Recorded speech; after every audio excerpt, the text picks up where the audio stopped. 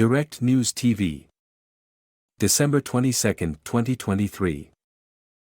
For Indian soldiers killed in Kashmir amid uptick in attacks on troops.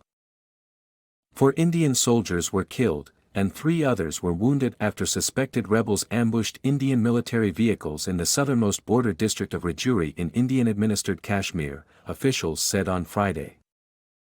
An Indian Army official told Al Jazeera that the attack took place on Thursday afternoon when 2 Army vehicles, a mini-truck and a gypsy, carrying 9 soldiers were moving to a site where a search operation was underway to find the suspected rebels in Rajouri. In a statement on Thursday evening, the Indian Army said that their troops immediately retaliated. Following the attack, the Indian Army launched a major operation in the area to nab the attackers who are believed to be hiding in the dense forest area. Nearby areas were also cordoned off. So far, however, the army has not declared any casualties among the armed rebels. Rajouri and Poonch districts are the hilly areas close to the line of control, LOC, a demarcation line between the Indian and Pakistan-administered parts of Kashmir. The armed rebellion in Kashmir, which is claimed in full by both India and Pakistan, but ruled in parts by the 2 neighbors, has been continuing since the 1990s against Indian rule. India accuses Pakistan of financing and arming the rebellion. New Delhi has struggled for decades to completely suppress anti-India sentiments in Kashmir. In August 2019, Prime Minister Narendra Modi's government stripped the region of its semi-autonomous status, guaranteed under the Indian constitution when the former king of Kashmir acceded to the Indian Union in 1948.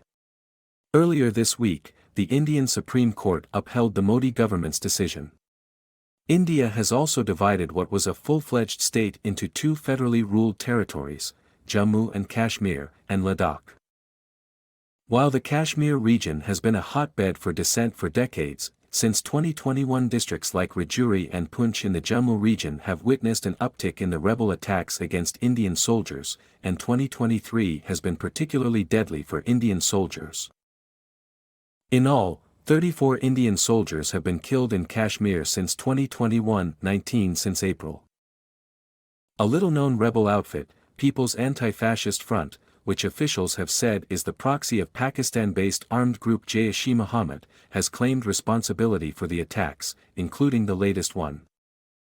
The renewed attacks, observers said, have become a new challenge to the government in New Delhi, which has claimed that its controversial policies have improved the security landscape in the region. In November, 5 soldiers including 2 army captains were killed in an operation in the same district in Kalikot, Rajouri. In September, 4 army personnel were killed in a gunfight in the forests of Kokernug near Anantnag district. In April and May this year, 10 soldiers were killed in the 2 districts. Safe haven. A senior security official in the southern city of Jammu, who was not authorized to speak to the media, told Al Jazeera that the tough terrain of southern Kashmir is a safe haven for armed fighters to launch such kind of attacks. Forests give enemies anonymity, space to operate and conceal themselves to outfox the security dragnet, he said.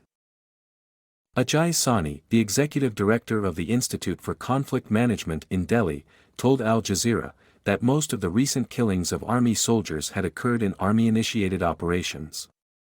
This seems the pattern that has been followed by most of the recent incidents in which security forces have lost their lives, Sawhney said.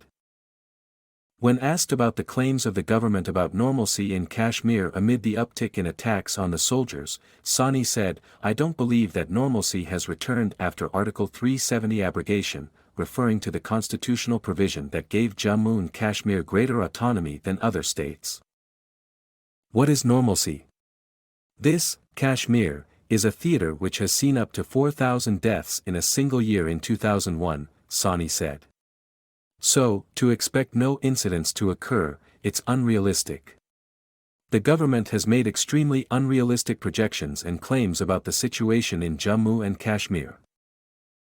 My name is Kingsley. Please like, share, subscribe and hit that notification bell so you can be the first to be notified whenever we post. You won't regret it.